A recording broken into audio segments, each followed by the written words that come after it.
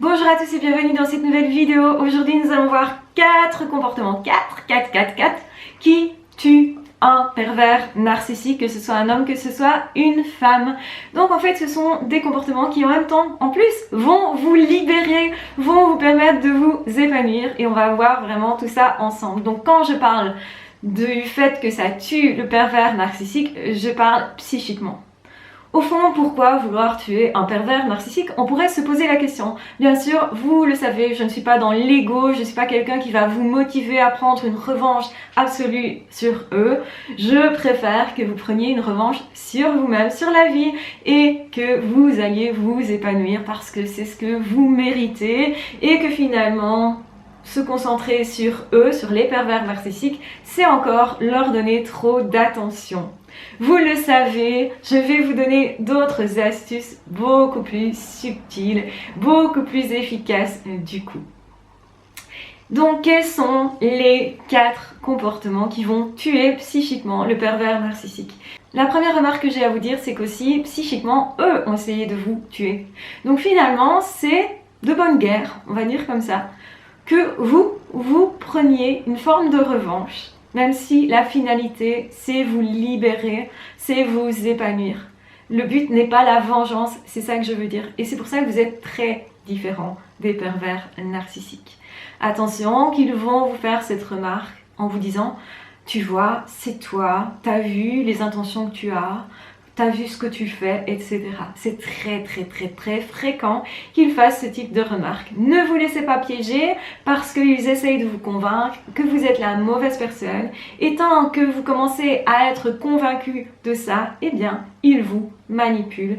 Et donc, ça veut dire que ce sera plus compliqué de vous dégager. J'ai dit plus compliqué, j'ai pas dit impossible. Donc, on y va. Quels sont les 4 comportements que je vous conseille pour d'une part faire mal au pervers narcissique, et très mal, beaucoup plus que ce que vous ne l'imaginiez, mais aussi que surtout ça vous porte vous vers plus de vie, vers quelque chose d'épanouissant, vraiment. Donc premier comportement, c'est prendre votre autonomie, votre liberté, même partielle. Ça veut dire prendre des périodes pour vous, prendre des périodes pour vous recharger, prendre des périodes pour faire ce que vous aimez, prendre des périodes pour voir d'autres personnes. Et oui, ils détestent que vous soyez en train de valoriser d'autres personnes, de voir d'autres personnes, de vous lier à d'autres personnes, parce que leur but, c'était de vous isoler. Et en faisant ça, vous êtes en train d'aller à contre-courant de ce qu'ils voulaient. Vous êtes en train de recréer du lien. Vous êtes en train aussi de retrouver des ressources chez les autres. Et une personne ressource, c'est quoi? C'est une personne qui est capable de vous aider. Les psys font beaucoup ça quand une personne arrive dans le cabinet médical et qu'on demande à la personne quelles sont vos personnes ressources. On ne demande pas comme ça, mais en gros, on regarde ça. On va regarder autour de ces personnes qui sont les personnes qui peuvent l'épauler, qui peuvent l'aider. Ou est-ce que cette personne peut recevoir de l'aide, de l'écoute, de l'attention et de l'amour? Parce que oui, c'est important de recevoir de l'amour. Vous avez droit à l'amour véritable, à l'amitié véritable. Et donc, ça va être super important de bien sélectionner les personnes que vous allez fréquenter et surtout de ne pas vous enfermer dans un tête-à-tête avec le pervers narcissique, que ce soit un homme, que ce soit une femme. Donc oui, reprenez vos libertés, reprenez votre autonomie, c'est super important. C'est super important pour vous-même aussi, pour reprendre confiance en vous. En fait, vous avez perdu confiance parce que vous n'avez plus l'habitude d'agir par vous-même. Vous n'avez plus l'habitude de prendre des décisions. Vous n'avez plus cette habitude non plus de voir d'autres personnes. Vous n'avez plus l'habitude de passer des bons moments, en tout cas d'essayer même.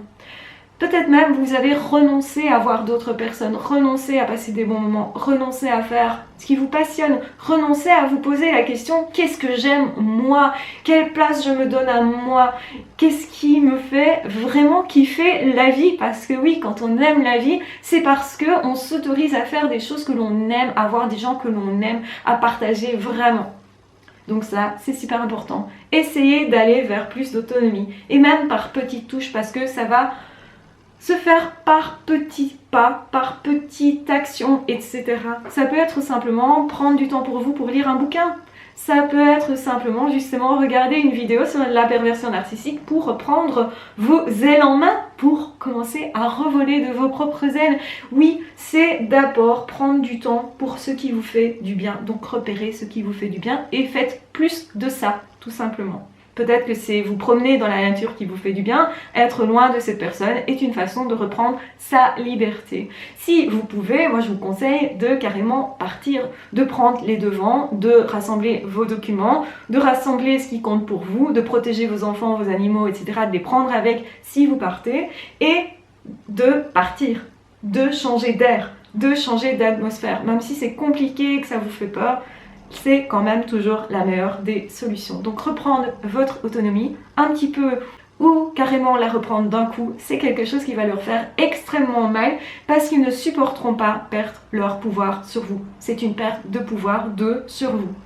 Et donc, ce qu'ils visent, c'est surtout vous garder dépendant. C'est surtout pas vous libérer, c'est surtout pas que vous ayez de l'autonomie et surtout une autonomie de pensée, parce qu'il va falloir travailler sur vos pensées. Parce que même si vous coupez les ponts, que vous partez, eh bien il y a encore quelque chose à trancher au niveau de votre esprit. Vous avez intégré leurs règles, vous avez intégré le fait que vous pouviez faire ça et pas ça, que en fait vous étiez tout le temps tellement en train de marcher sur des œufs, donc autrement dit sur vos gardes constamment, eh bien vous gardez un certain stress de ça. Vous allez devoir mettre du temps, prendre du temps pour justement détecter ce qui vient de vous, ce qui vient de l'autre, comment vous agissiez avant. Et c'est super important de faire ça pour comprendre que les pervers narcissiques vont vous attaquer dans vos idées, dans vos pensées, dans votre manière d'être. Ils vont ancrer certaines habitudes et donc il est important effectivement de changer tout ça et de reprendre des habitudes que vous aurez choisies vous. Et ça prendra un petit peu de temps, bien entendu.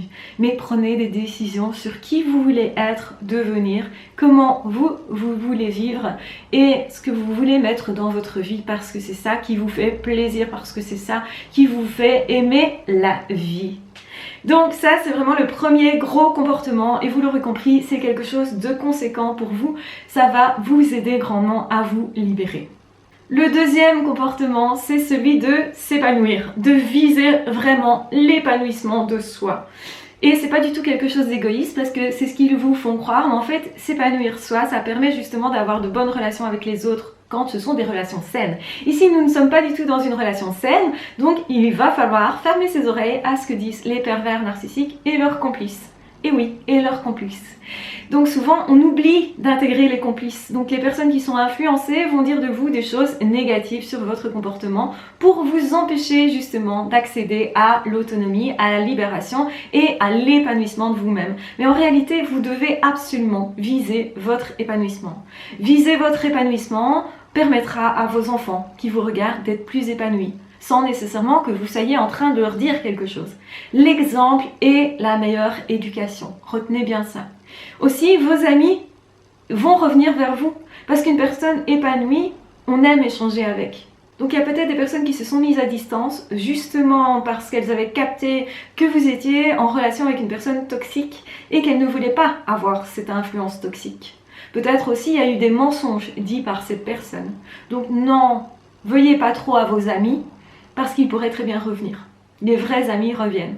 Et donc c'est important de reprendre le temps de s'épanouir dans ces relations-là, de reconstruire d'autres relations, de vous reconstruire vous à l'intérieur et de commencer surtout à bien vous parler. L'épanouissement, c'est être heureux soi. Et comment on peut être heureux soi si on se parle mal, si on se dit « Oh, ben t'as vu, t'as foiré, etc. » et c'est grave.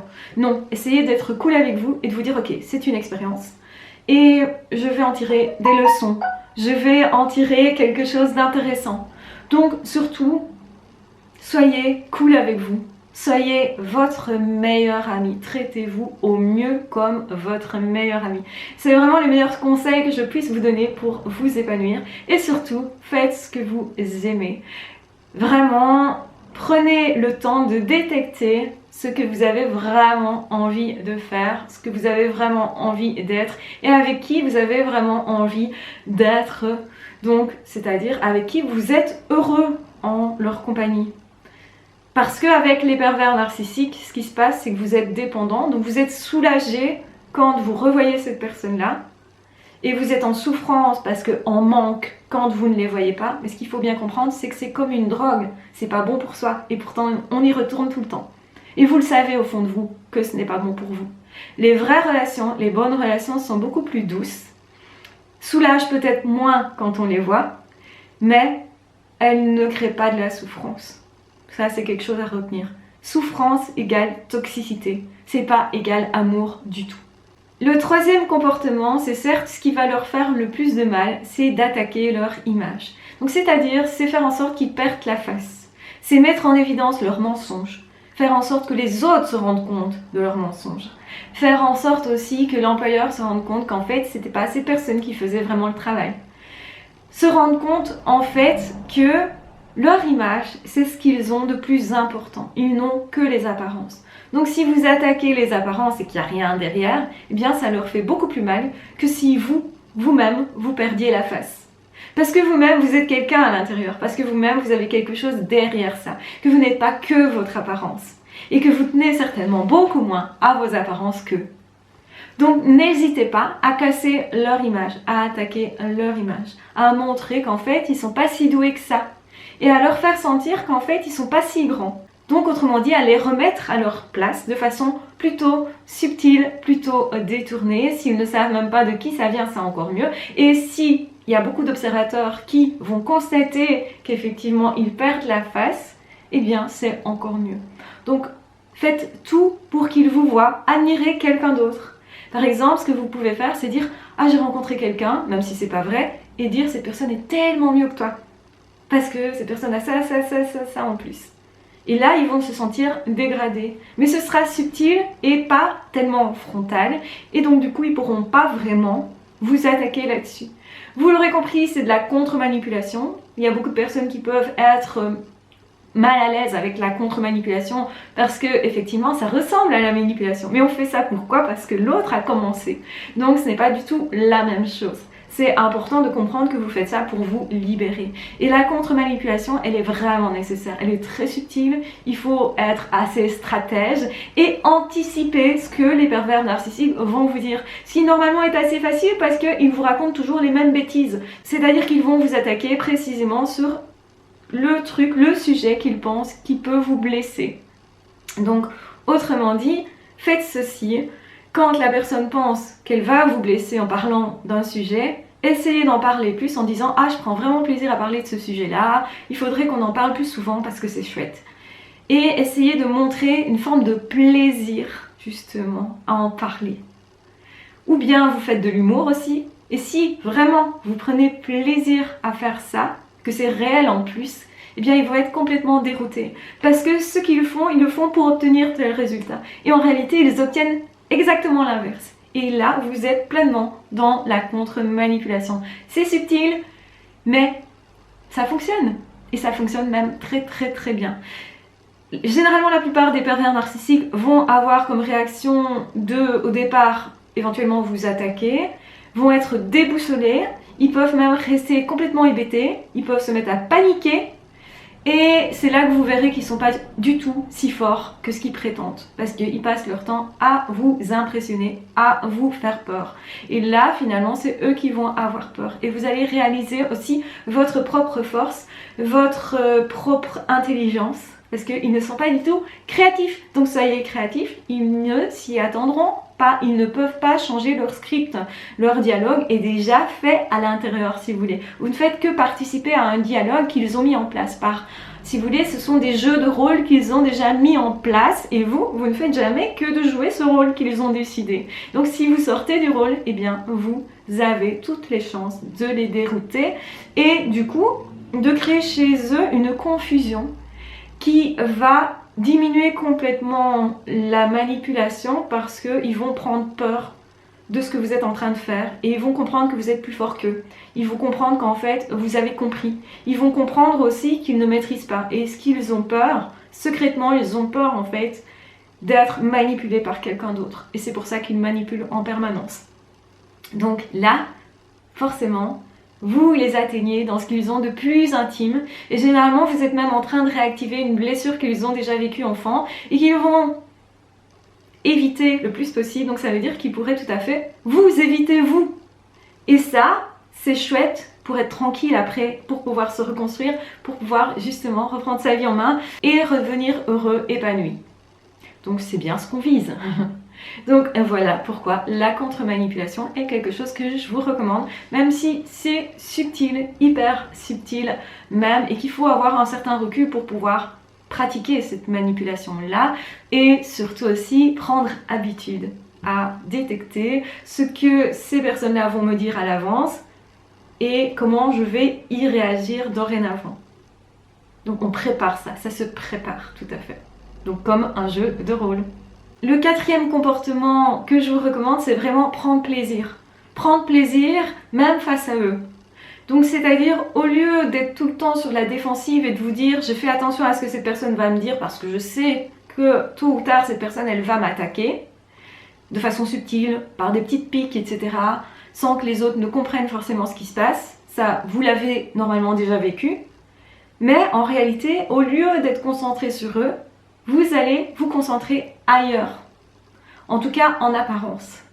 Ça veut dire que eux ne supportent pas que le regard soit porté sur d'autres personnes. Et oui, ils sont narcissiques. Et ils ont absolument besoin de votre regard. Donc en réalité, c'est vous qui avez en main les rênes.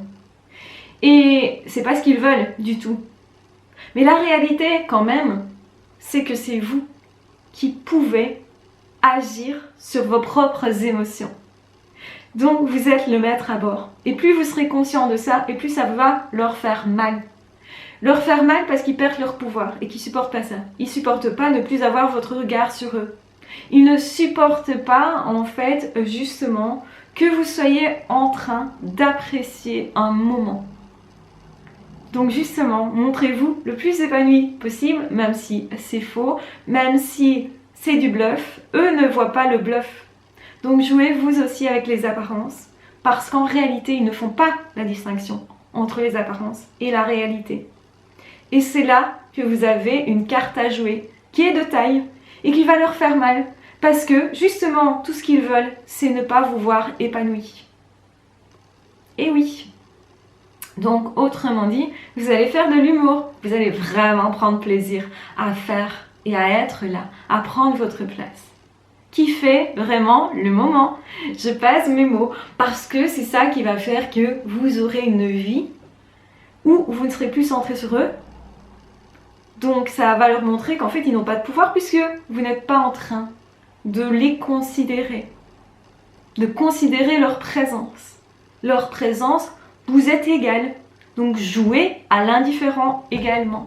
L'indifférent, c'est quelque chose qu'ils ne supportent absolument pas et qui peut les blesser profondément.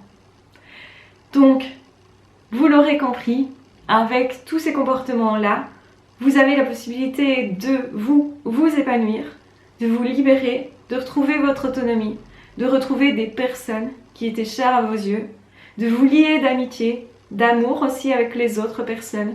Parce que, je vous le rappelle, il y a énormément de belles personnes sur cette terre qui ne demandent qu'une chose, c'est vous rencontrer vraiment, c'est partager vraiment avec vous, c'est d'échanger vraiment avec vous. Donc votre rêve, il est possible, mais pas avec cette personne perverse narcissique. Il est possible avec d'autres personnes. Et inévitablement, quand vous allez vous libérer, vous allez voir combien il y a beaucoup de belles choses dans cette vie pour vous et combien vous avez juste perdu du temps avec ces personnes-là. Mais ça vous servira d'expérience pour être davantage heureux. Et c'est pour ça que j'ai créé des formations pour avancer plus vite sur ce chemin-là, pour faire l'économie justement de la souffrance, pour partager éventuellement avec d'autres personnes. Je vous mets en barre d'infos toutes les formations que j'ai créées là-dessus qui pourraient justement vous aider à avancer beaucoup plus vite. Donc n'hésitez pas, si ça vous parle.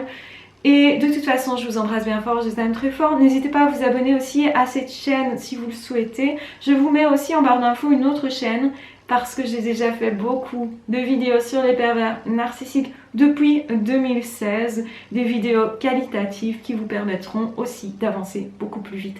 Donc je vous recommande aussi de vous abonner à la chaîne Une Psy à la maison. Donc voilà, je vous embrasse bien fort, je vous aime très fort. Prenez bien soin de vous. Et de toute façon, on se retrouve très vite dans d'autres vidéos ou dans d'autres vidéos. Ah, ciao, bye bye!